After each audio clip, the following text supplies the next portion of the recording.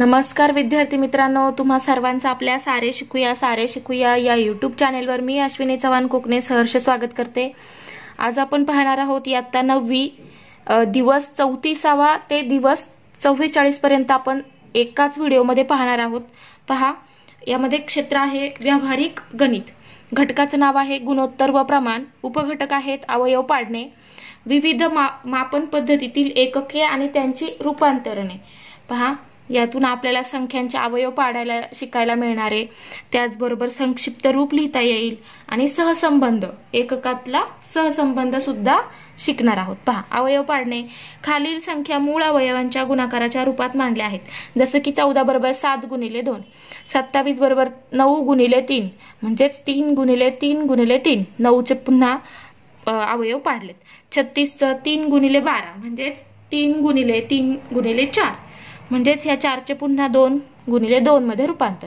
त्यानंतर पहा, संक्षिप्त रूप देणे, अंश आणि छेदातील संख्यांचे अवयव पाडून समान संख्यांचा लोप करून दिलेले गुणोत्तर संक्षिप्त रूपात लिहिले आहे, जसं की 4/8, 4 म्हणजेच किती 4 गुणिले 1 आणि 8 म्हणजेच किती 4 गुणिले 2, मग 4 काय होतील, कॅन्सल होतील, म्हणजेच 1/2 राहील, म्हणजेच 1/2 हे संक्षिप्त रूप म्हणजेच गुणोत्तर। त्यानंतर पहा, 28/7 म्हणजे 7 चोक 28 आणि 7 म्हणजे 7 एक 7, 7 कॅन्सल होतील, म्हणजेच राहील 4/1 म्हणजे 4/1। गुणोत्तर किती आहे या संख्येचं, तर 4/1। आता विविध मापन पद्धती आणि त्यांचे रूपांतरणे पहा, उदाहरणार्थ 1 मीटर बरोबर 100 सेंटीमीटर, त्यानंतर 1 वर्ष बरोबर 12 महिने, 1 तास म्हणजे 60 मिनिटे, 1 रुपया म्हणजे 100 पैसे, तसंच 1 डझन म्हणजे किती, तर 12 वस्तू। त्यानंतर 1 सेंटीमीटर म्हणजे किती मिलीमीटर, तर 1 सेंटीमीटर म्हणजे 10 मिलीमीटर। त्यानंतर पहा पुढे काय सांगितलंय, तर स्वाध्याय। आता हा स्वाध्याय सोडवायचा आहे, तर 45 बरोबर किती, तर 5 गुणिले 9, 5 9 45। त्यानंतर 9चे पुन्हा अवयव पाडा, 3 गुणिले 3 म्हणजेच 45 चे अवयव पडले 5 गुणिले 3 गुणिले 3। त्यानंतर 38 चे पहा किती पडतील, तर 38 म्हणजेच 2 गुणिले 19, 19 दुने 38 म्हणजेच 19 इथे येणार आहे 19। 19 चे पुन्हा अवयव पडतात का, नाही, मग त्यामुळे इथेच थांबायचं। त्यानंतर 48 चे अवयव काय पडतील, तर 16×3 म्हणजे 3 गुणिले 16। त्यानंतर पहा, 16 चे पुन्हा अवयव काय पडतील, 4 गुणिले 4 म्हणजेच 3 तसाच। त्यानंतर 16 चे अवयव लिहिले 4 गुणिले 4। त्यानंतर पहा, या 4 चे अवयव काय पडतील, तर 2 गुणिले 2, ह्या 4 चे अवयव पडतील 2 गुणिले 2, हे 4 चे हे 4 चे, जसं इथे हे 9 चे असं आपण लिहिलं, तसं ह्या 16 चे किती लिहिले, 4 गुणिले 4। त्यानंतर पहा, आता 98 चे अवयव काय पडतील, तर 98 बरोबर 2 गुणिले 49 गुणिले 2 बरोबर 98। आता पुन्हा 49 चे 2 अवयव पडतील किती, तर 7 गुणिले 7, 2 गुणिले 7 गुणिले 7, 49 चे पुन्हा 7 गुणिले 7। त्यानंतर पहा, हे झाले म्हणजे 98 चे अवयव, 2 गुणिले 7 गुणिले 7। त्यानंतर 120 चे, तर 120 म्हणजेच काय, तर 2 गुणिले 60 म्हणजेच 2 गुणिले 30, 60 चे पुन्हा काय पडतील, 30 दुने 60। त्यानंतर पुन्हा 2 गुणिले 2 गुणिले 30 चे पुन्हा काय पडतील, 15 दुने 30 म्हणजेच हे आले। आता 15 चे पण काय पडतील, तर हे जसेच्या तसे लिहिले, 15 चे किती येतील, तर 3×5 = 15, हे झाले याचे अवयव। त्यानंतर प्रश्न दुसरा, खालील गुणोत्तरांचे संक्षिप्त रूप लिही। तर पहा, 32 पहा इथे काय लिहिले, 8 आणि 8 लिहिलेत, तर 32 म्हणजे किती, तर किती 8 चोक 32, 8 चोक 32 म्हणजे इथे येणार आहे 4। त्यानंतर इथे 8×5 = 40, 8×5 म्हणजेच 8 कॅन्सल होतील, राहतील 4/5। त्यानंतर पहा, इथे 66/88 म्हणजे इथे काय येईल, तर 11 गुणिले 6 आणि 88 चे 11 गुणिले 8, 11 कॅन्सल होतील, 6/8। पुन्हा याला भाग जातो पहा 2 ने, तर तो किती जातो, 2×6 आणि 2×8 म्हणजे 3/4, 3/4। त्यानंतर पहा पुढे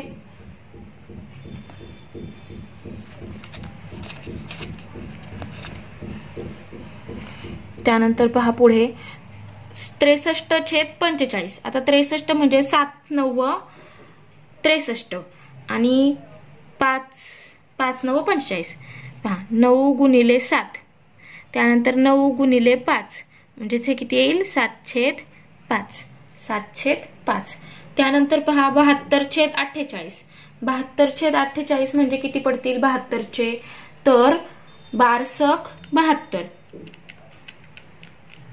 याची आवय पहा 72/48 संक्षिप्त रूप द्यायचं आहे, तर 6 12/72 आणि 8/48 म्हणजे 12/8 येतील. म्हणजे याला पुन्हा पहा 4 ने भाग जातोय, 4 दुने 8 आणि 4 त्रिक 12 म्हणजे 3/2. त्यानंतर याचे आले 3/2. त्यानंतर 65/39. 65/39. आता 13 गुणिले 5 म्हणजेच 65. 13 गुणिले 5. त्यानंतर 13 गुणिले 3 म्हणजेच 39. म्हणजे हे किती आलं 5/3. हे आलं 5/3. त्यानंतर पहा पुढे, तर रिकाम्या चौकटीत योग्य ती संख्या लिही. 1 लिटर बरोबर किती, तर 1000 मिलीलिटर. 1000 मिलीलिटर. त्यानंतर 1 किलोग्रॅम म्हणजे किती, 1 किलोग्रॅम म्हणजे 1000 ग्रॅम. त्यानंतर 1 मिनिट बरोबर किती, 60 सेकंद. 1 मिनिट बरोबर 60 सेकंद. त्यानंतर 1 रुपया बरोबर किती, तर 100 पैसे. 1 रुपया बरोबर 100 पैसे. हा स्वाध्याय आपला पूर्ण झाला. पाहूया पुढचा दिवस, दिवस क्रमांक 35. पहा आता या दिवसामध्ये काय आहे, तर एक चल समीकरणे. एक संख्या आणि 6 यांचा गुणाकार केला असता उत्तर 30 येते. तर ती संख्या कोणती, तर कुठली बरं ती संख्या, 30 ला 6 ने भागा किती येईल 5. ती संख्या कोणती असेल, तर 5 असेल, कारण 5 6 30. 5 आणि 6चा गुणाकार किती येईल 30 येईल, म्हणून ती संख्या असेल 5. मग हे सोडवणार कसं, तर x गुणिले 6 बरोबर 30 म्हणजे 6x बरोबर 30. हे तुम्हाला एक चल समीकरण मिळालं, एका चलातलं समीकरण. म्हणजे 6x बरोबर 30 म्हणजेच x बरोबर 30/6 म्हणजेच x बरोबर किती मिळालं 5. जसं आता दुसरा प्रश्न, एका संख्येची 8 पट 40 आहे, तर ती संख्या कोणती, एका संख्येची 8 पट 40 आहे. पहा याचं उत्तर इथे दिले पहा ह्या पहिल्या उदाहरणाचं.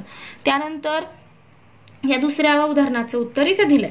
एका संख्येची 8 पट 40 आहे म्हणजेच y 8y बरोबर 40 म्हणजेच y बरोबर 5. ती संख्या कुठली असेल, 5 असेल. त्यानंतर पहा खालील समीकरणे सोडून चलाची किंमत काढ. तर 7x बरोबर 35 म्हणजेच x बरोबर 35/7 म्हणजेच x बरोबर 5. 7 5 35. त्यानंतर 5x बरोबर 45 म्हणजेच x बरोबर 45/5. 45/5 म्हणजेच x बरोबर 9. x बरोबर 9. 5 9 45. त्यानंतर 12y बरोबर 96 म्हणून y बरोबर 96/12. 96/12 म्हणजेच किती, तर 96/12 म्हणजेच किती 8. त्यानंतर 9x बरोबर 180 म्हणून x बरोबर 180/9 म्हणजेच x बरोबर 20. त्यानंतर y बरोबर 18y बरोबर 144. 18y बरोबर 144 म्हणजेच y बरोबर काय होईल, तर 144/18. 144/18 म्हणून y बरोबर 8. त्यानंतर पहा खाली एक समीकरण सोडवले आहे, त्याचे निरीक्षण कर आणि चलाची किंमत काढण्याची रीत समजून घे. त्याप्रमाणे पुढील समीकरणे सोडवा आणि चलाची किंमत काढ. जसं की 3/7 बरोबर x/21. मग यांचा काय करायचा, तिरकस गुणाकार केलाय. 3 गुणिले 21 बरोबर 7 गुणिले x किंवा x गुणिले 7. पहा रीत कशी आहे सोडवायची, तर ती अशा प्रकारे आहे. पुढे काय सांगितलंय, तर 3 गुणिले 21 हा इकडे जो 7 गुणिले होता तो तिकडे जाऊन भागिले झाला.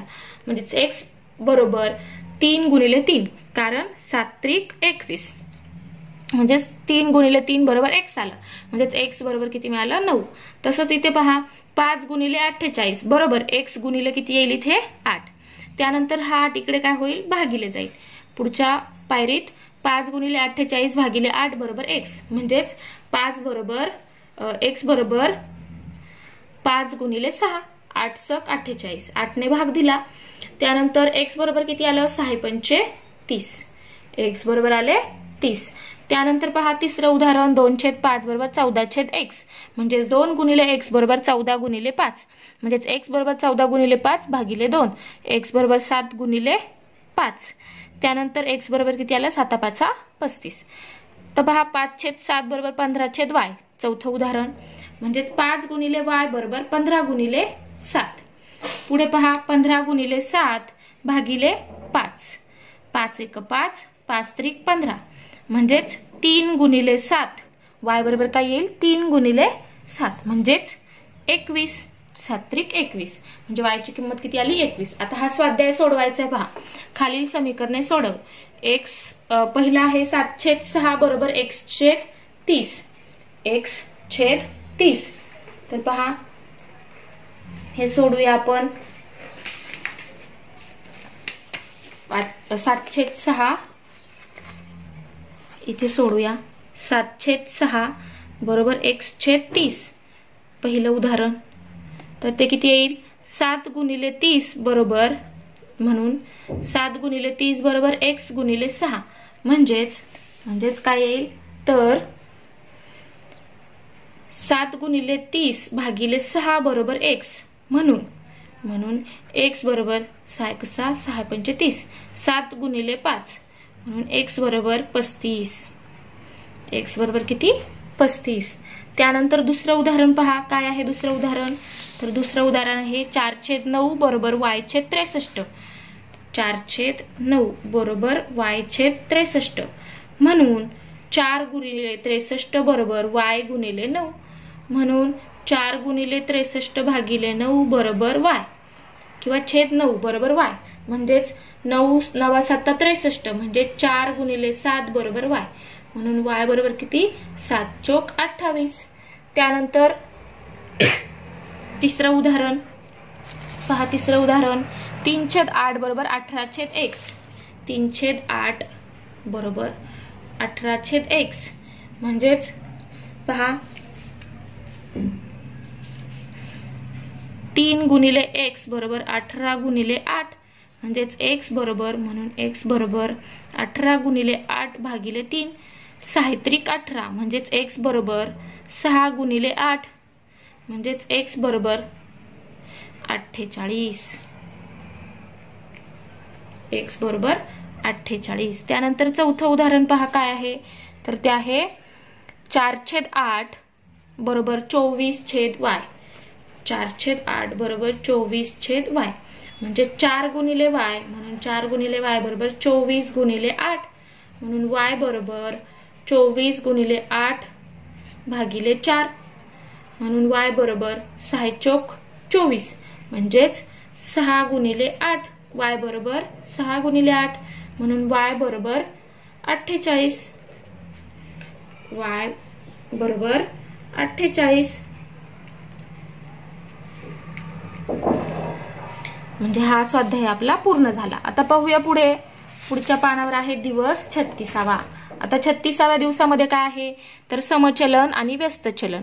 पहा समचलन आणि व्यस्त चलन जरा आठवूया. समचलन म्हणजे काय, जर x हा डायरेक्टली प्रपोर्शनल असेल, म्हणजे समप्रमाणात असेल तर y सोबत, तर काय होतं तर पहा x पहा इथे काय आहे, ह्या आपल्याला तक्त्यावरून काय समजते पहा, या आकृतीवरून x ची किंमत 1 असेल तर y ची किंमत 8 आहे. x ची किंमत 4 असेल तर y ची किंमत 32 आहे. म्हणजे यांचं पहा जो गुणोत्तर आहे ते सारखं असणार आहे. तर पहा 4×1 4, 4×8 32. त्यानंतर पहा तसंच इकडे यायला हवं. कुठली संख्या अशी आहे जिच्या 8व्या पटीत 56 आहे, 56 भागिले 8, म्हणजे किती 7, म्हणजे 7 एक 7, 7 8 56, म्हणजे इथे येतील 7. तसंच इथे काय येईल 12च्या 8 पट म्हणजेच किती येईल तर 12 गुणिले 8 म्हणजेच किती 96, म्हणजे इथे येतील 96. म्हणजे ह्या सगळ्या संख्या कशा आहे एकाच गुणोत्तरात आहे. म्हणजे यांचे जर x/y म्हणजे त्यांचं जर आपण गुणोत्तर घेतलं तर ते कसं असतं सारखं असतं, स्थिर असतं. आणि या खालच्या उदाहरणात पहा a हा इनव्हर्सली प्रोपोर्शनल आहे b ला, म्हणजेच व्यस्त प्रमाणात आहे. तर पहा काय आहे समप्रमाणात होतं हे, आता हे व्यस्त प्रमाणात आहे. व्यस्त प्रमाणात असेल तर काय होतं तर पहा a आणि b च्या किमती 20 6, इथे 12 10. तर इथे पहा काय होतं यांचा गुणाकार स्थिर होतो, स्थिर असतो. 20 गुणिले 6 म्हणजेच 6 दुने 12 120, 12 गुणिले 10 म्हणजेच किती 120. आता इथे यांचा सुद्धा गुणाकार 120च यायला हवा. मग इथे काय किती पाहिजे तर गुणाकार 120 येईल तर 6 गुणिले 2 म्हणजेच 12 आणि हा 0 म्हणजे 120. 60 गुणिले 2 म्हणजे झाले 120. त्यानंतर इथे किती येतील पहा तर इथे येतील 3, 3 चौक 12 म्हणजे 30 गुणिले 40 बरोबर किती होतील 120. म्हणजे आता पहा खाली महत्वाचे मुद्दे सांगितलेत. x आणि y समचलन असेल तर चिन्हामध्ये असे लिहितात आणि x/y हा स्थिरांक असतो. त्यानंतर जर व्यस्त चलन असेल तर ते असे लिहितात आणि गुणाकार कसा असतो स्थिरांक असतो.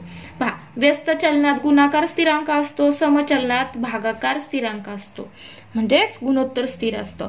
पहा पहिल्या उदाहरणात 1/8 आणि दुसऱ्या उदाहरणात गुणाकार 120 हे स्थिरांक आहेत, हे आपण समजून घेतलं. आता पहा जर उदाहरणार्थ दिलंय जर m हा समचलन n बरोबर असेल तर m बरोबर 154 असताना n बरोबर 7, तर n बरोबर 14 असताना m बरोबर किती तर पहा उत्तर कसं काढलंय तर m हा समचलनात आहे n सोबत, म्हणून m बरोबर kn, m बरोबर kn म्हणजे k हा चलनाचा स्थिरांक म्हणजेच kn म्हणजे 154 बरोबर k गुणिले 7. तर पुढे पहा काय दिलंय तर k बरोबर 154 भागिले 7, k चं पक्षांतर केलं म्हणून 7 चं पक्षांतर केलं म्हणून k बरोबर 22 किंवा 7 तिकडे गुणिले होता इथे आणला तो भागिले झाला, इकडे गुणिले होता इकडे आल्यानंतर भागिले झाला म्हणजे k बरोबर आला 22. ते पहिल्या पुन्हा त्या समीकरणात टाकलं तर m बरोबर 22 n.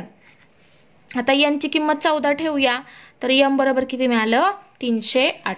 आणि व्यस्त चलनात असेल तर पहा जर a हा b शी व्यस्त चलनात आहे, a बरोबर 40 असताना b बरोबर 3 तर a बरोबर 15 असताना b बरोबर किती तर व्यस्त चलनात आहे, म्हणून a बरोबर k गुणिले 1/b, k हा चलनाचा स्थिरांक.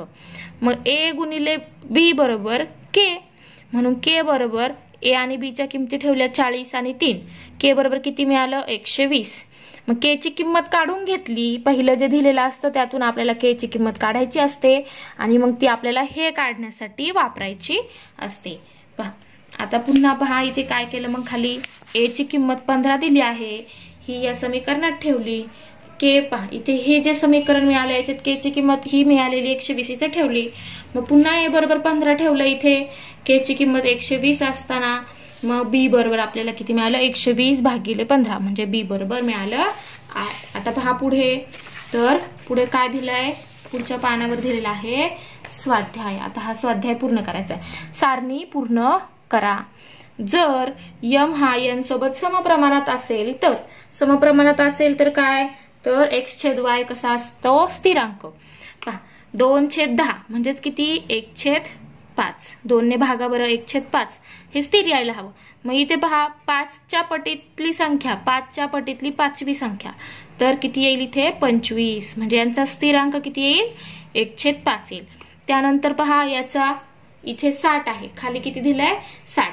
मग 60 भागिले किती केल्यानंतर आपल्याला वरची संख्या मिळेल 60 भागिले 5 करावं लागेल, म्हणजे 60 भागिले 5 म्हणजेच 12, 12 पंची 60 म्हणजे तिथे येतील 12, 12/60 म्हणजे पुन्हा 1/5 येईल. 18 गुणिले 5 म्हणजे किती 90, म्हणजे इथे 90 घ्यावे लागतील तर त्यांचं गुणोत्तर काय येईल 1/5. त्यानंतर पहा दुसरं, जर x हा y सोबत व्यस्त प्रमाणात असेल तर व्यस्त प्रमाणात असेल तर काय, गुणाकार स्थिर असतो. म्हणजे तिथे 4 गुणिले 25 किती झाले, तर 100. 25 चोक 100. म्हणजे या प्रत्येकाचा गुणाकार किती यायला हवा, 100 यायला हवा. तर 5 गुणिले किती केल्यानंतर 100 येईल, तर 20 5 100. म्हणजे इथे किती घ्यावे लागतील आपल्याला, 20 घ्यावे लागतील. त्यानंतर इथे पहा, इथे किती घ्यावे लागतील, 10 ला कितीने गुणल्यानंतर 100 गुणाकार येईल, तर 10 ला 10 ने गुणल्यानंतर 100 गुणाकार येईल. त्यानंतर 50 ला कितीने गुणल्यानंतर गुणाकार 100 येईल, तर 2 ने. 50 दुने 100. ही आपली सारणी पूर्ण झाली. हा स्वाध्याय पूर्ण झाला. आता पाहूया दिवस 37. पहा याच्यामध्ये काय आहे, वर्ग आणि घन. पहा संख्यांचे वर्ग आणि घन. एखाद्या संख्येचा वर्ग म्हणजे त्या संख्येने त्याच संख्येला एकदा गुणायचे. कितीदा, एकदा. वर्ग म्हणजे एकदा गुणायचं. त्यानंतर एखाद्या संख्येचा घन म्हणजे त्याच संख्येने त्याच संख्येला 2 वेळा गुणायचे. 2 वेळा गुणायचे. त्याच संख्येने त्याच संख्येला 2 वेळा गुणायचे. जसं की वर्ग, 5चा वर्ग बरोबर काय येईल, 5 गुणिले 5. त्याच संख्येला त्याच संख्येने एकदा गुणायचे म्हणजे वर्ग.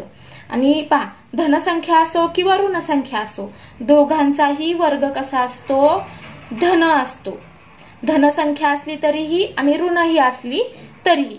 त्यानंतर घनमध्ये पहा, घनमध्ये काय होतं, तर इथे पहा ही धनसंख्या आहे, तिचा घन कसा आलाय, धन आलाय. त्यानंतर ही ऋण संख्या आहे, तिचा घन कसा आलाय, तर तो ऋण आलाय. मग यावरून काय लक्षात येतं, तर संख्या जर धन असेल, पहा धनसंख्येसाठी धनसंख्येचा घन काय येतो, धन येतो. पण ऋण संख्येचा घन हा ऋण येतो. पहा ऋण संख्या असेल तर तिचा घन ऋण येतो. त्यानंतर पहा आता विस्तार सूत्रे. पहा या ठिकाणी आपल्याला ही नेहमीची सूत्र आहेत, विस्तार सूत्रे. 2 नित्य समीकरणे दिलेली आहेत. पहा उपयोजन कसे करायचे ते उदाहरण सुद्धा सोडून दाखवलेले आहे. पहा a अधिक b कंसाचा वर्ग बरोबर a चा वर्ग अधिक 2ab अधिक b चा वर्ग. पहा इथे उपयोग सुद्धा करून दाखवलेला आहे. तर पहा a म्हणजे इथे आहे 8, b म्हणजे आहे x. फक्त याच्यात किमती ठेवायच्या आणि सोडवायचं आहे. तसंच वजा चिन्हासाठी सुद्धा आहे, म्हणजे a वजा b कंसाचा वर्ग बरोबर a चा वर्ग वजा 2ab अधिक b चा वर्ग. तर पहा याच्यासाठी सुद्धा a बरोबर आहे y आणि b बरोबर आहे 4. आणि यात फक्त a च्या ठिकाणी y आणि b च्या ठिकाणी 4 ही किंमत लिहायची आणि सोडवायचं आहे. तर पहा पुढे आता आहे स्वाध्याय. आता ही सारणी पूर्ण करायची आहे. तर पहा आपल्याला इथे वर्ग लिहायचे, तिथे घन लिहायचे. पुन्हा ऋण संख्यांचे सुद्धा वर्ग आणि घन लिहायचे. तर 1 चा वर्ग आहे 1, 1 चा घन आहे 1. त्यानंतर 2 चा वर्ग आहे 4, 2 चा घन आहे 8.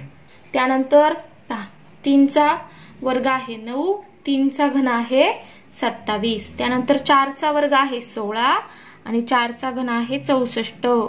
त्यानंतर 5 चा वर्ग आहे 25 आणि 5 चा घन आहे 125. 6 चा वर्ग आहे 36 आणि 6 चा घन आहे 216. त्यानंतर 7 चा वर्ग आहे 49 आणि 7 चा घन आहे 343. 8 चा वर्ग आहे 64 आणि 8 चा घन आहे 512. त्यानंतर 9 चा वर्ग आहे 81 आणि 9 चा घन आहे 729. 9 चा घन आहे 729. त्यानंतर 10 चा वर्ग आहे 100 आणि 10 चा घन आहे 1000. आता पहा वर्ग आणि घन लिहून झाले. आता आपण ऋण संख्यांचे वर्ग आणि घन लिहूया. पहा ऋण संख्या वजा 1 चा वर्ग किती, वर्ग कुठलाही असो, धन असो किंवा ऋण संख्येचा असो, तो कसा असतो, धन असतो. म्हणजे 1, 4, 9 ह्याच संख्या पुन्हा इकडे येणार आहेत.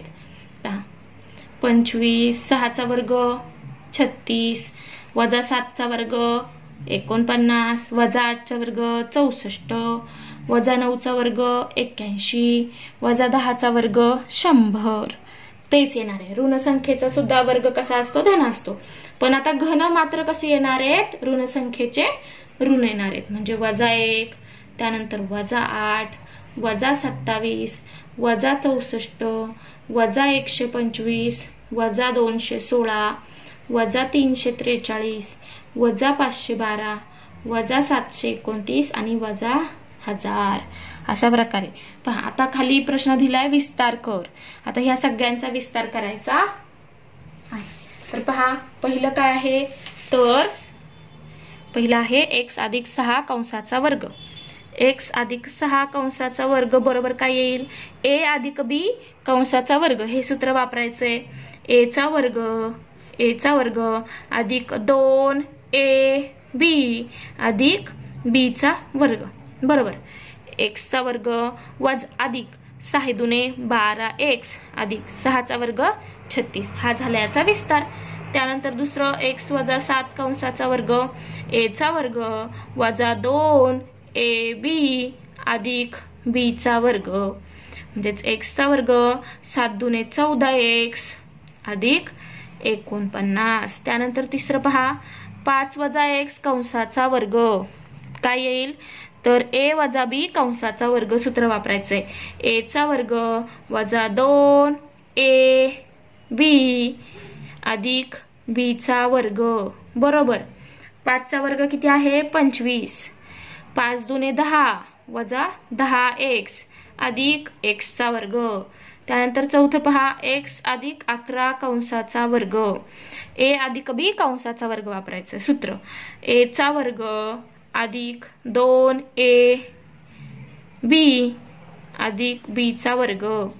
x चा वर्ग 11 दुने 22x अधिक 121. 11 चा वर्ग किती आहे? 121.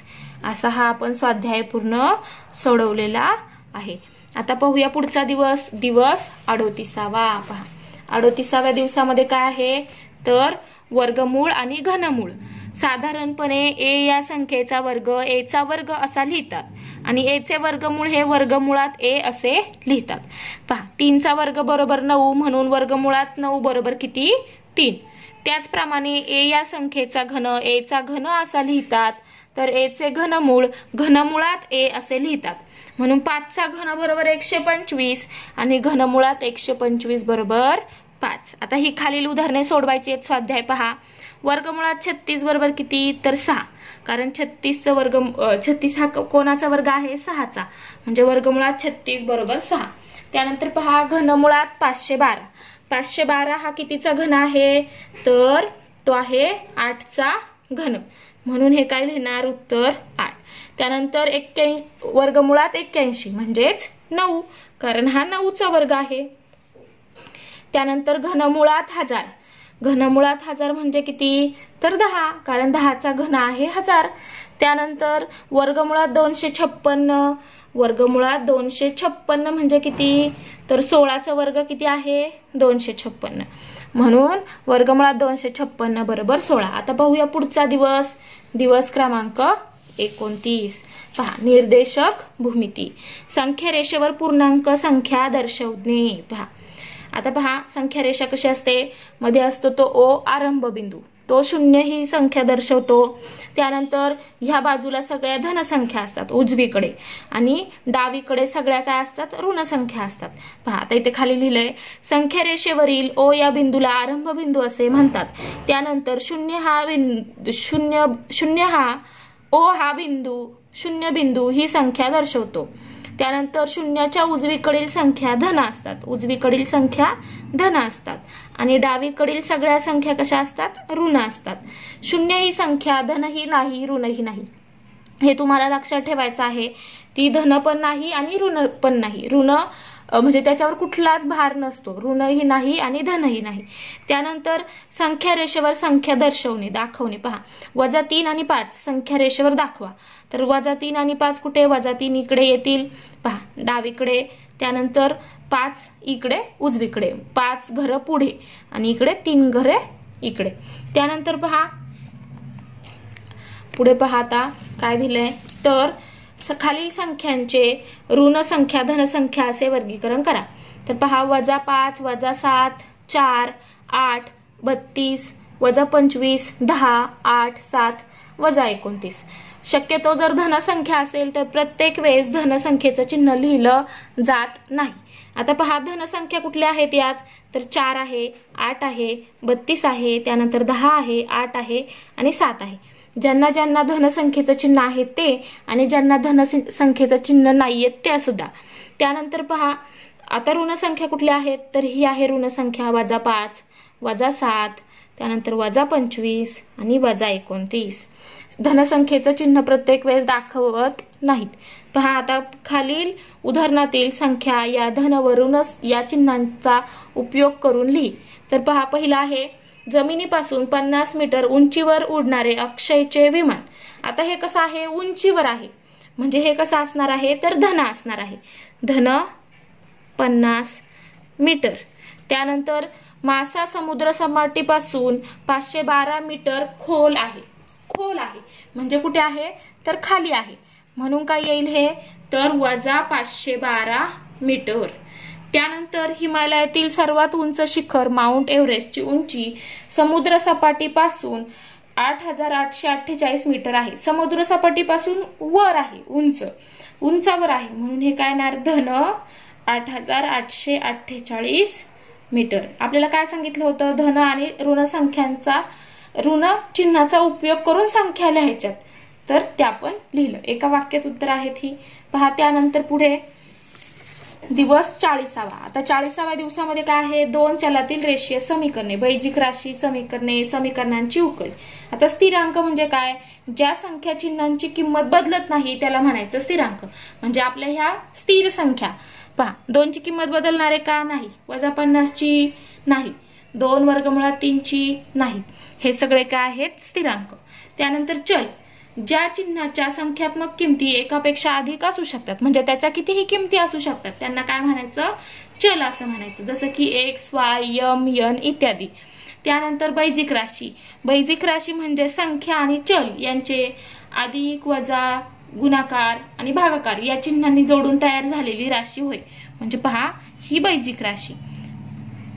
त्यानंतर समीकरण. बैजिक राशीतील समानतेस समीकरण असे म्हणतात. म्हणजे बैजिक राशीला बरोबरचं चिन्ह देऊन पुढे जर एखादी संख्या असेल किंवा शून्य ही संख्या असेल किंवा काही बैजिक राशीच असेल तर त्यांना काय म्हणायचं समीकरण असं म्हणायचं. जसं की 3x + 2 = 5. जसं की 3x + 2 = y. याला काय म्हणायचं समीकरण. याला काय म्हणायचं समीकरण. हे पण काय आहे समीकरण. म्हणजे त्याच्यात बरोबरतेचं चिन्ह वापरलेलं असतं.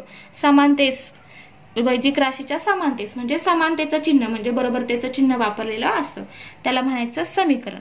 आता समीकरणाची उकल म्हणजे काय.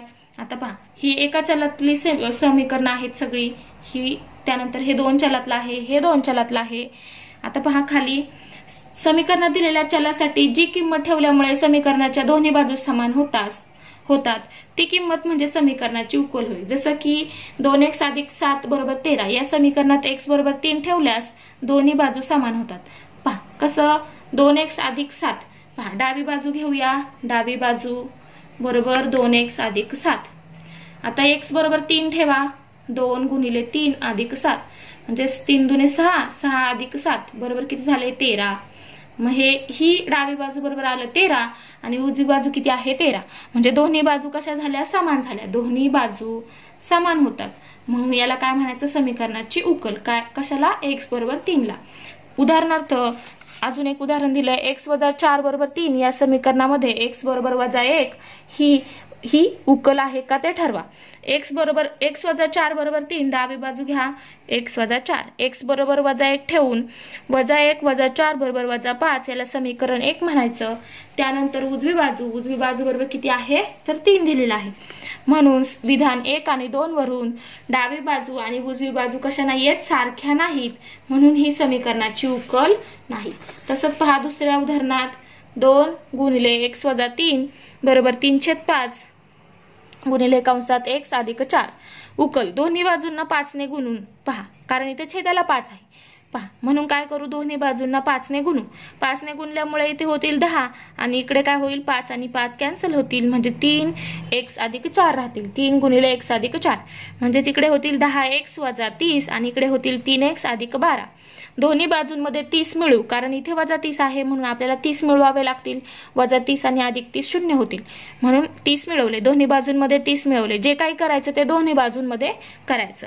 पहा म्हणून 10x - 30 + 30 = 3x + 12 + 30 म्हणजेच 10x = 3x. हे -30 + 30 0 झाले म्हणून 10x = 3x + 30 आणि 12 झाले 42. म्हणून दोन्ही बाजूतून 3x वजा करू, कारण हे आपल्याला हे 3x तिकडे न्यायचेत. मग काय करणार, दोन्ही बाजूंमधून 3x वजा करू. मग इकडे 3x वजा 3x 0 होतील आणि इकडे काय होतील 10x वजा 3x. म्हणजे 10x वजा 3x बरोबर 3x अधिक 42 वजा 3x. म्हणजे इकडे होतील 7x आणि इकडे राहतील फक्त 42. मग दोन्ही बाजूंना 7 ने भागू, कारण 7 आहे इकडे पहा. आपल्याला x ची किंमत काढायची आहे. दोन्ही बाजूंना 7 ने भागलं म्हणून x बरोबर किती मिळालं 6. आता पहा स्वाध्याय. वरील प्रत्येक समीकरणानंतर चलासाठी दिलेल्या किमती त्या समीकरणाच्या उकली आहेत का ते ठरव. याच्या उकली आहेत का ते आपल्याला ठरवायचं आहे. तर पहा ठरवूया. पहिलं समीकरण आहे 9n बरोबर 81. पहा 9m बरोबर 81 आणि m बरोबर किती दिलं 9. समीकरणाची डावी बाजू बरोबर 9m. मग m बरोबर बरोबर 9 ठेवून डावी बाजू बरोबर काय मिळते तर 9 गुणिले 9 9 9 81. म्हणजेच याला समीकरण 1 म्हणा. आणि उजवी बाजू किती दिलेली आहे आपल्याला पहा, तर ती आहे 81. उजवी बाजू बरोबर 81. म्हणून समीकरण 1 व 2 वरून डावी बाजू बरोबर उजवी बाजू म्हणून m बरोबर 9 ही दिलेल्या समीकरणाची उकल आहे. दिलेल्या समीकरणाची काय आहे उकल आहे. त्यानंतर त्यातलं दुसरं उदाहरण पहा. 2a अधिक 4 बरोबर 0. a बरोबर वजा 2. 2a अधिक 4 बरोबर 0 आणि a बरोबर किती घ्यायचे वजा 2. आता पहा डावी बाजू बरोबर समीकरणाची डावी बाजू बरोबर 2a अधिक 4. a बरोबर वजा 2 ठेवून म्हणून काय मिळतंय a बरोबर वजा 2 ठेवलं तर 2 गुणिले वजा 2 अधिक 4 बरोबर वजा 4 अधिक 4 बरोबर 0. याला समीकरण 1 म्हणून. आणि डावी बाजू काढून झाली, उत्तर मिळालं 0. आता उजवी बाजू किती दिले पहा समीकरणाची. उजवी बाजू बरोबर 0. याला समीकरण 2 म्हणू. म्हणून डावी बाजू समीकरण 1 आणि 2 वरून डावी बाजू बरोबर उजवी बाजू म्हणून a बरोबर वजा 2 ही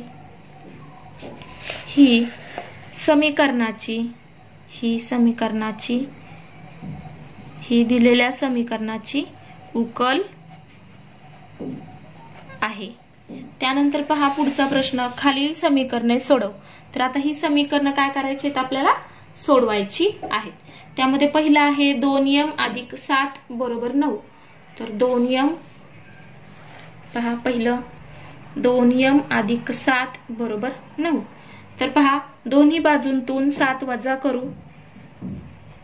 दोन्ही बाजूंत 7 वजा करू म्हणून 2m अधिक 7 वजा 7 बरोबर 9 वजा 7. म्हणून 2m बरोबर 2. म्हणून दोन्ही बाजूंना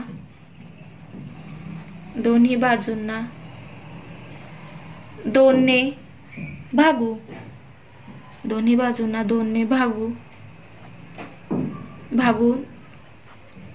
म्हणून m बरोबर 2 भागिले 2 म्हणजे किती 1.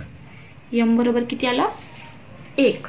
त्यानंतर पहा पुढे त्यातलं दुसरं उदाहरण 3x अधिक 12 बरोबर 2x वजा 4. 3x अधिक 12 बरोबर 2x वजा 4. दोन्ही बाजूंमधून 12 वजा करू. दोन्ही बाजूंतून 12 इथे अधिक 12 आहेत, मग आपल्याला काय करावं लागेल 12 वजा करावे लागतील. 12 वजा करू. 3x अधिक 12 वजा 12 बरोबर 2x वजा 4 वजा 12. म्हणजेच 3x बरोबर 3x बरोबर 2x वजा 16, 2x वजा 16. त्यानंतर पहा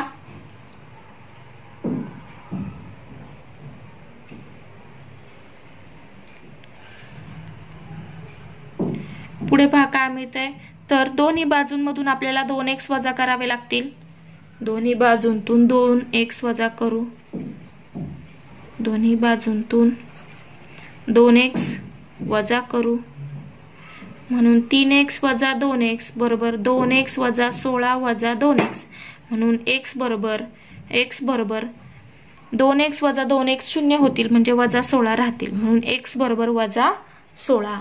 त्यानंतर पहा तिसरं उदाहरण, 5 गुणिले x वजा 3 बरोबर 3 गुणिले x अधिक 2. आता पहा याच्यामध्ये काय येईल, तर हे इथे लिहिते. तिसरं उदाहरण, 5 गुणिले x वजा 3 बरोबर 3 गुणिले x अधिक 2, 3 गुणिले x अधिक 2. म्हणजेच पहा काय लिहिणार, तर 5x वजा 15 बरोबर 3x अधिक 6. दोन्ही बाजूत 15 मिळवू, इथे वजा 15 आहेत मग मिळवावे लागतील. दोन्ही बाजूंमध्ये 15 मिळवू म्हणजे अधिक करू, म्हणून 5x वजा 15 अधिक 15 बरोबर 3x अधिक 6 अधिक 15, म्हणून 5x बरोबर 3x अधिक 21, 3x अधिक 21. त्यानंतर आता दोन्ही बाजूतून 3x वजा करू, दोन्ही बाजूंतून 3x वजा करू, म्हणून 5x वजा 3x बरोबर 3x अधिक 21 वजा 3x, म्हणून 2x बरोबर 3x अधिक 3x वजा 3x झाले 0, म्हणून 2x बरोबर 21. दोन्ही बाजूंना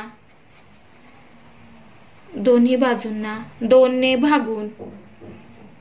भागून काय मिळते पहा, x बरोबर 21 भागिले 2 म्हणजेच किती 10.5, म्हणजेच x बरोबर किती मिळालं, x बरोबर 10.5.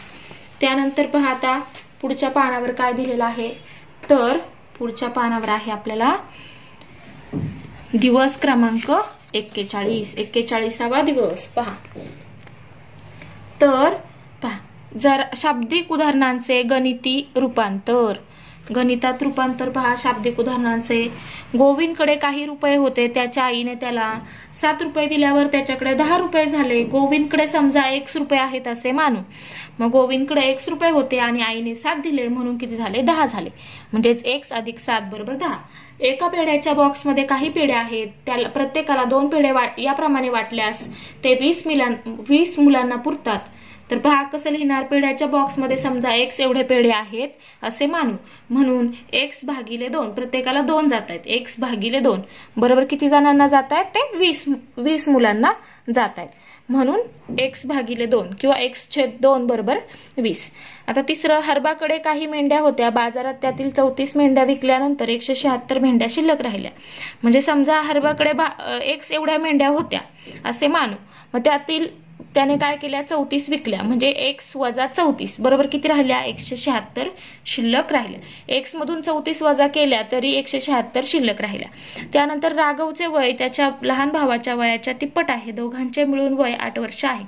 मग समजा काय करूया, राघवच्या लहान भावाचे वय इथे वय पाहिजे, राघवच्या लहान भावाचे वय x वर्ष मानू. मग राघवचं वय काय होईल, तर त्याच्या तिप्पट म्हणजेच 3x एवढं होईल, म्हणून दोघांच्या वयाची बेरीज बरोबर किती होईल, 8 वर्ष. त्यानंतर पहा पुढे, तर अशा प्रकारे आपल्याला ही शाब्दिक उदाहरणं गणिती भाषेत लिहायची असतात. आता पहा शाब्दिक उदाहरणांचे गणिती रूपांतर. आता पहा, माझ्या बाबांचे वय माझ्या वयापेक्षा 32 वर्षांनी जास्त आहे, म्हणून बाबांचे वय बरोबर किती वर्ष, तर पहा माझे वय x वर्ष आहे, माझे वय किती आहे, x वर्ष, तर माझं वय एवढं आहे, तर बाबांचं पहा, माझ्या बाबांचं वय माझ्या वयाच्या 32 वर्षांनी जास्त आहे, म्हणजेच किती, x अधिक 32. त्यानंतर माझ्या आजीचे वय माझ्या वयाच्या चौपटीपेक्षा 10 वर्ष जास्त आहे, म्हणजे 4x अधिक 10. त्यानंतर माझ्या बहिणीचे वय माझ्यापेक्षा 4 वर्षांनी कमी आहे, म्हणजेच x वजा 4 कमी आहे, म्हणून 4 ने कमी आहे, म्हणजे त्यातनं काय करणार 4 वजा करणार. त्यानंतर माझ्या आईचे वय माझ्या वयाच्या 3 पट आहे. माझं वय आहे x, म्हणजेच आईचं वय किती असणार 3 पट, म्हणजेच 3x. त्यानंतर माझ्या मित्राचे वय माझ्या वयाच्या निम्म्यापेक्षा 5 वर्षांनी जास्त आहे. वयाच्या निम्म्यापेक्षा 5 वर्षांनी जास्त म्हणजे x च्या निम्म, म्हणजेच x/2 अधिक 5 ने जास्त आहे, म्हणून अधिक 5 हे आपण लिहिलं. आता पहा स्वाध्याय. आईचे वय मुलाच्या वयापेक्षा 25 वर्षांनी जास्त आहे. 8 वर्षानंतर मुलाच्या वयाचे आईच्या वयाशी गुणोत्तर 4:9 होईल, तर मुलाचे वय काढ. तर पहा आता आपल्याला काय करायचंय, मुलाचं वय काढायचं आहे. समजा आता इथे काय करायचंय, मुलाचं वय सगळीकडे पहा दाखवलेलं आहे. मग आपण म्हणूया समजा मुलाचे वय x वर्ष मानू, म्हणून आईचे वय बरोबर किती येईल x अधिक 25, कारण 25 वर्षांनी जास्त आहे, x अधिक 25. म्हणून 8 वर्षांनंतर, आता पुढे काय सांगितले 8 वर्षांनंतर मुलाचे वय किती असणार आहे, 8 वर्षांनंतर मुलाचे वय 8 वर्षांनंतर म्हणजे 8 वर्ष होऊन गेल्यानंतर x अधिक 8 असेल मुलाचं वय. त्यानंतर आईचं वय असेल, 8 वर्षांनंतर आईचं वय असेल x अधिक 25 अधिक 8, म्हणजेच x अधिक 33, x अधिक 33, किती x अधिक 33 हे असेल आईचं वय. आता आपल्याला काय सांगितलंय, तर 8 वर्षानंतर मुलाचे वयाचे आईच्या वयाशी असलेले गुणोत्तर 4:9 होईल, म्हणजेच काय, तर मुलाचे वय आणि आईच्या वयाचे गुणोत्तर, मुलाच्या वयाचे आईच्या वयाशी, म्हणजेच असं लिहिताना बरोबर गुणोत्तर किती 4:9 दिला आहे, तर मुलाचं वय काढायचं. म्हणून x अधिक 8 गुणिले 9 बरोबर 4 गुणिले x अधिक 33, म्हणजेच 9x अधिक 72 बरोबर किती झाले पहा 4x अधिक 132. 3 चौक 12, हाताला 1, 3 चौक 12 ने 13. मग पुन्हा पहा 9x वजा 4x बरोबर 132 वजा 72, म्हणजेच म्हणून 5x बरोबर किती होत आहेत तर 60. म्हणून x बरोबर 60 भागिले 5 किंवा 60/5, म्हणजेच x बरोबर 12. x काय आहे तर मुलाचं वय. आपल्याला काढायला काय सांगितलंय, मुलाचे वय काढ. म्हणून मुलाचे वय 12 वर्ष आहे. आता पहा दुसरं उदाहरण. एका अपूर्णांकाचा छेद अंशापेक्षा 12 ने मोठा आहे. छेद हा अंशापेक्षा कसा आहे 12 ने मोठा आहे. त्याच्या अंशातून 2 वजा करून व छेदात 7 मिळून तयार झालेला अपूर्णांक 1/2 शी सममूल्य होतो, तर तो अपूर्णांक कोणता. पहा पहिल्यांदा काय सांगितलंय की अपूर्णांकाचा छेद अंशापेक्षा 12 ने मोठा आहे. मग आपल्याला आधी अंश मानावा लागेल. समजा त्या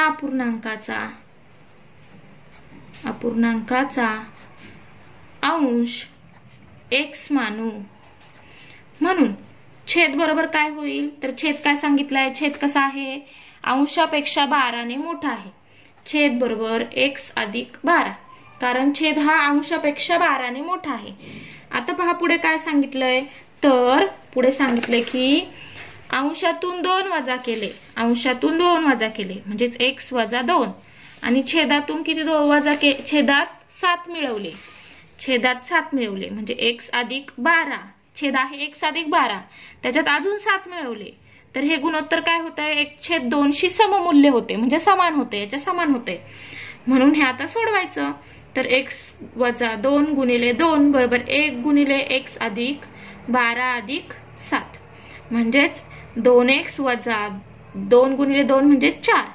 त्यानंतर इथे एक x अधिक 12 अधिक 7 म्हणजेच 2x वजा 4 बरोबर x अधिक 19 म्हणजेच 2x वजा x बरोबर 19 अधिक 4 म्हणून x बरोबर 19 आणि 4 किती झाले तर 23 म्हणून x बरोबर मिळालं 23. x काय आहे तर अंश आहे म्हणून अंश बरोबर 23 म्हणून छेद बरोबर छेद किती येईल x अधिक 12 म्हणजेच x अधिक 12 बरोबर 23 अधिक 12 म्हणून छेद बरोबर किती मिळालं 35. म्हणून आपल्याला काढायला काय सांगितलंय तर तो अपूर्णांक कोणता तो अपूर्णांक 23/35 हा आहे. 23/35 हा आहे. अंशाने छेद काढले आणि आता ते लिहिले. आता पहा पुढे काय सांगितले. तिसरा प्रश्न जोसेफचे वजन त्याच्या लहान भावाच्या वजनाच्या दुप्पट आहे. दोघांचे मिळून वजन 63 किलोग्रॅम आहे तर जोसेफचे वजन काढा. तर पहा आता जोसेफचं वजन कसं काढणार लहान भावाच्या वयाच्या दुप्पट आहे म्हणून समजा जोसेफच्या लहान भावाचे वजन x किलोग्रॅम मानू म्हणून जोसेफचे वजन बरोबर त्याचं वजन कसं आहे लहान भावाच्या वजनाच्या दुप्पट आहे म्हणजे 2x किलोग्रॅम आहे. त्यानंतर पहा दोघांचे मिळून वजन 63 किलोग्रॅम आहे म्हणून x अधिक 2x बरोबर 63. आता हे सोडवायचं म्हणून 3x बरोबर 63 म्हणून x बरोबर 63 भागिले 3 म्हणजेच x बरोबर 21 म्हणून x बरोबर 21 म्हणून लहान भावाचे वय किती आले लहान भावाचे वजन 21 किलोग्रॅम आहे म्हणून जोसेफचे वजन बरोबर 2 गुणिले 21 बरोबर 42. जोसेफचे वजन म्हणून जोसेफचे वजन 42 किलोग्रॅम आहे एवढे आहे. त्यानंतर पहा पुढचा दिवस क्रमांक 42. आता पहा 42व्या दिवसामध्ये काय आहे तर पायथागोरसचा सिद्धांत. आता पायथागोरसचा सिद्धांत आता काटकोन त्रिकोण ओळखता येतात आपल्याला. काटकोनात करणाऱ्या बाजू कर्ण ओळखता येतो. त्रिकोणाचे कोणावरून पडणारे प्रकार कोणते तर पहिला आहे लघुकोन त्रिकोण. त्यानंतर दुसरा आहे इथे त्रिकोण हा शब्द लिहा. त्यानंतर दुसरा आहे काटकोन त्रिकोण. त्यानंतर तिसरा आहे विशालकोन त्रिकोण. त्यानंतर दुसरा प्रश्न त्रिकोणाच्या तिन्ही कोणांच्या मापाची बेरीज किती असते तर ती असते 180 अंश. त्यानंतर काटकोन त्रिकोणात एका कोणाचे माप 40 अंश असेल तर दुसऱ्या लघुकोनाचे माप किती असेल. काटकोन त्रिकोणात एक कोण असतो 90 अंशाचा. काटकोन त्रिकोण आहे ना काटकोन करणारा कोण म्हणजे 90 अंशाचा.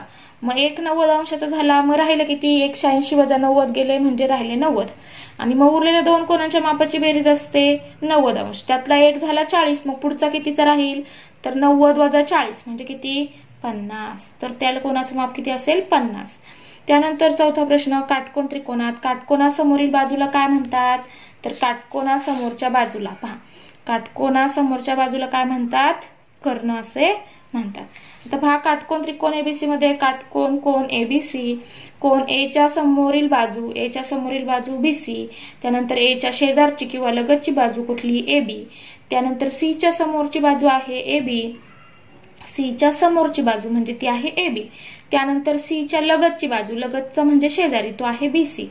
त्यानंतर एबीसीचा कर्ण बरोबर त्रिकोण एबीसीचा कर्ण कुठला आहे एसी कारण 90 अंशासमोरची बाजू आहे एसी. आता पहा पुढे प्रश्न स्वाध्याय दिलेला आहे. तर स्वाध्यायामध्ये काय विचारलंय, सोबतच्या आकृतीवरून काटकोन करणाऱ्या बाजूंची नावे सांग. काटकोन करणारी बाजू कुठल्या आहेत, PQ, बाजू PQ व बाजू QR.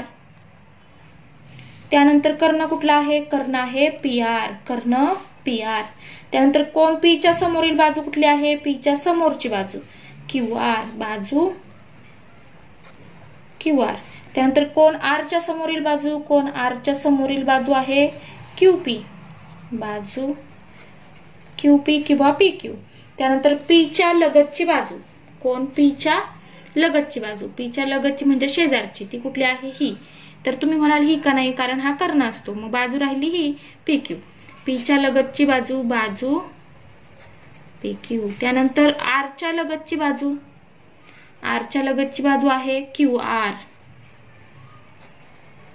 आता पाहूया पुढचा दिवस, दिवस क्रमांक 43. आता पहा याच्यामध्ये काय आहे, पायथागोरसचा गुणधर्म. सोबतच्या आकृतीवरून पायथागोरसचा सिद्धांत खालील प्रमाणे लिहितात. त्रिकोण ABC मध्ये कोण B हा काटकोन असेल तर AC चा वर्ग बरोबर AB चा वर्ग अधिक BC चा वर्ग. साधारणपणे काटकोन त्रिकोणात काटकोन करणाऱ्या बाजूंपैकी एक बाजू पाया म्हणून घेतात व दुसरी बाजू उंची म्हणून घेतात. पहा, ही असते पाया आणि ही असते उंची, म्हणून कर्ण वर्ग बरोबर पायाचा वर्ग अधिक उंचीचा वर्ग असे सुद्धा लिहितात. त्यानंतर पहा, एका काटकोन त्रिकोणात काटकोन करणाऱ्या बाजू 9 सेमी व 12 सेमी असतील तर काटकोन त्रिकोणाच्या कर्णाची लांबी काढा. तर कर्ण वर्ग बरोबर पहिली बाजू वर्ग अधिक दुसरी बाजू वर्ग, कारण पायथागोरसचा गुणधर्म. पहिली बाजू आहे 9 आणि दुसरी आहे 12, म्हणून 9चा वर्ग अधिक 12चा वर्ग. 81 अधिक 144 म्हणजे 225, म्हणजेच 15. याचं वर्गमूळ घेतलं दोन्ही बाजूंचं तर कर्ण बरोबर येईल 15 सेमी, म्हणजे कर्ण किती मिळाला, 15. त्यानंतर पहा पुढे, तर पुढे काय सांगितलंय की एका काटकोन त्रिकोणात काटकोन करणाऱ्या बाजू 6 व 8 सेमी असतील तर काटकोन त्रिकोणाच्या कर्णाची लांबी काय. म्हणजे जसं आता आपण पाहिलं तसंच, पहिली बाजूचा वर्ग अधिक दुसऱ्या बाजूचा वर्ग कर्ण वर्ग बरोबर, म्हणून 6चा वर्ग अधिक 8चा वर्ग 36 अधिक 64 म्हणजेच 100, म्हणजेच कर्ण किती आला, 10 सेमी. तर पहा पुढे काय सांगितलंय, तर स्वाध्यायामध्ये दिलंय काटकोन त्रिकोणात सर्वात मोठी बाजू कोणती असते, तर ती असते कर्ण. कोण असते, कर्ण. त्यानंतर एका काटकोन त्रिकोणात काटकोन करणाऱ्या बाजू 11 सेमी व 60 सेमी असतील तर त्या काटकोन त्रिकोणाची कर्णाची लांबी काढ. तर आता हे जसं आपण वरती पाहिलं तसंच इथे हे सोडवायचं आहे. तर हे कसं सोडवणार, तर पहा, कर्ण वर्ग बरोबर पहिली बाजू वर्ग, पहिल्या बाजूचा वर्ग अधिक दुसरी बाजू वर्ग पायथागोरसच्या गुणधर्मानुसार. म्हणून कर्ण वर्ग बरोबर काय येईल, कर्ण वर्ग बरोबर 11चा वर्ग अधिक 60चा वर्ग. तर 11चा वर्ग आहे 121 आणि 60चा वर्ग आहे 3600. 3600 अधिक 121 म्हणजेच किती झाले, 3721. तर 3721 हा कशाचं वर्गमूळ आहे, 3721. तर ते आहे 61चं वर्गमूळ, म्हणून कर्ण बरोबर 61 वर्गमूळ काढून, म्हणून कर्ण बरोबर कर्णाची लांबी बरोबर कर्णाची लांबी किती, 61 सेमी आहे किंवा असेल. त्यानंतर पहा प्रश्न 3, 9, 12, 15 या काटकोन त्रिकोणाच्या बाजू असतील का ते ठरव. तर पहा ह्या बाजू असतील का, पहा 9चा वर्ग बरोबर, पहा हे कसं लिहिणार, तर पहा सगळ्यात मोठी संख्या कुठली आहे, तर 15 आहे. कर्ण काय असतो, सगळ्यात मोठा असतो. मग 15चा वर्ग बरोबर जर ह्या दोघांच्या वर्गाची बेरीज आली 9चा वर्ग अधिक 12चा वर्ग तर ह्या बाजू असतील आणि कर्णाची लांबी किती असेल, 15 असेल. हे आपल्याला ठरवता येईल. पहा 9चा वर्ग अधिक 12चा वर्ग बरोबर किती, 225 येते. तर पहा 9चा वर्ग आहे 81, 12चा वर्ग आहे 144 बरोबर 225 बरोबर. तर हे इथे लिहा आणि 15चा वर्ग किती आहे 225. 15चा वर्ग बरोबर म्हणून 15चा वर्ग बरोबर 9चा वर्ग अधिक 12चा वर्ग. पहिल्यांदा तुम्ही हे काढून पहा आणि हे लिहा. ठीक आहे. 15चा वर्ग बरोबर 9चा वर्ग अधिक 12चा वर्ग म्हणून 9, 12, 15 या काटकोन त्रिकोणाच्या बाजू असतील. कर्णाची लांबी ठरवता येते का? हो, कर्णाची लांबी ठरवता येते आहे व कर्णाची लांबी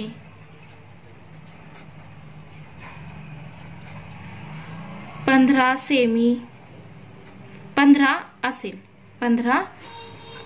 असेल किंवा 15 आहे. या काटकोन त्रिकोणात कर्णाची लांबी किती आहे 15 आहे.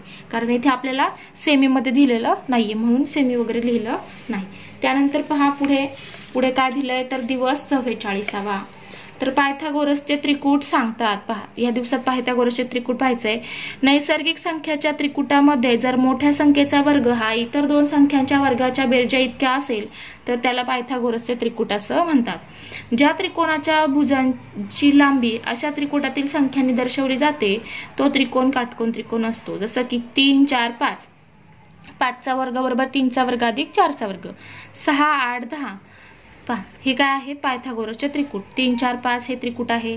प्रत्येक संख्येला 2 ने गुणले की 6, 8, 10 हे पायथागोरसचं त्रिकूट मिळतं. 3 ने गुणलं की हे पायथागोरसचं त्रिकूट मिळतं. असे आणखी त्रिकुटे तुम्ही बनवू शकता. जसं की इथे पहा पायथागोरसचं त्रिकूट आहे. स्वाध्यायामध्ये विचारले त्रिकुटे तयार कर. तर पहिलं आहे 3, 4, 5. त्यानंतर पहा तर दुसरं काय आहे तर 5, 12, 13 हे यांची बेरीज सुद्धा काय येते 13चा वर्ग बरोबर काय येतं 5चा वर्ग अधिक 12चा वर्ग. त्यानंतर पहा पुढे आहे 6, 8, 10. त्यानंतर आहे 9, 12, 15. त्यानंतर असे बरेचसे तुम्ही काढू शकता. पहा कितीही काढू शकता तुम्ही. याला 3 ने गुणा, त्यानंतर याला 2 ने गुणा, ते मिळेल 10, 24, 26 असे मिळतील. वेगवेगळे काढा. असे तयार करून पहा किती मिळतात. तुम्हाला भरपूर त्रिकुटे मिळतील. एकतर पहा ही संख्या घ्या, तिला काय करा 2 ने गुणत राहा, तुम्हाला वेगवेगळी त्रिकुटे मिळतील. त्यानंतर ही संख्या घ्या, तिला 3 ने गुणा, वेगवेगळे त्रिकुटे मिळतील. त्यानंतर पहा पुढे आहे कंपास पेटीतील गुन्हा वहीवर ठेवून त्याच्या कडेने पेन्सिल फिरव. पहा कंपास पेटीतील जो गुन्हा आहे तो घ्यायचा आहे. तर पहा हा आहे गुन्हा, हा घ्यायचा आणि त्याच्या कडेने पेन्सिल फिरवायची. पेन्सिल फिरवल्यानंतर तुमच्या काय लक्षात येईल पहा की काय सांगितलंय की त्या बाजूंसाठी पायथागोरसचा गुणधर्म लागू होतो का याचा पडताळा घ्या. पहा आता याचा पडताळा घेऊन पहा. एकतर तुम्ही काय करा एकदम कडेने सुद्धा काढा. पहा मी ह्या मधल्या याने काढते. ह्या पेजवरती जागा जास्त मोठी नाहीये. तुम्ही हा जो कडचा आहे तो काढून पहा. तर पहा त्यानंतर आता पहा पडताळा घ्या. त्या बाजूंसाठी पायथागोरसचा गुणधर्म लागू होतो का पहा. तर इथे पहा 90 अंशाचा काटकोन तयार होतो का होतो. पहा म्हणजे हा कोण आहे 90 अंशाचा, म्हणजे हा काटकोन त्रिकोण तयार होतो. आता हीच तुम्ही आकृती बाहेरच्या बाजूने काढा, ह्या बाजूने काढा. मी ही आतली काढली, तुम्ही बाहेरची काढा, मोठ्या पेजवर काढा आणि पडताळा घ्या. पहा 90 अंशाचा कोण तयार होतो म्हणजे हा काटकोन त्रिकोण तयार होतो. मग यांची बाजू मोजून पहा किती येते. तर पहा ही बाजू किती आहे तर ही बाजू आहे 2.2 सेमीची आहे जवळपास. त्यानंतर ही किती आहे तर ही आहे 3.8. मग त्यांचा वर्ग करून पहा 2.2 चा वर्ग बरोबर ही बाजू आहे माझी जवळपास 2.2 आणि ही 3.8 आहे. तर 2.2 चा वर्ग अधिक 3.8 चा वर्ग. 2.2 चा वर्ग म्हणजे 4.84 अधिक 3.8 चा वर्ग म्हणजे 14.44 अधिक 4.84 किती झाले 19.28. तर याचं वर्गमूळ निघतंय का तर याचं पूर्ण वर्गमूळ निघणार नाही. तर तुम्ही कदाचित ही बाजू काढून पहा, ही बाजू बाहेरची काढा, त्याच्याने कदाचित निघालं तर निघेल. पण हा जो त्रिकोण तयार होईल हा काटकोन त्रिकोण तयार होतो. पहा त्यानंतर पहा अशा प्रकारे आपण हे जे काही 44 दिवसांचा अभ्यास आहे, 45 दिवसांचा अभ्यास आहे, तो 44 दिवसांचा अभ्यास पूर्ण घेतलाय. 45व्या दिवशी जी चाचणी आहे ती सुद्धा तुम्हाला लवकरच मिळेल. आणि सगळ्या व्हिडिओ पाहिल्याबद्दल थँक्यू.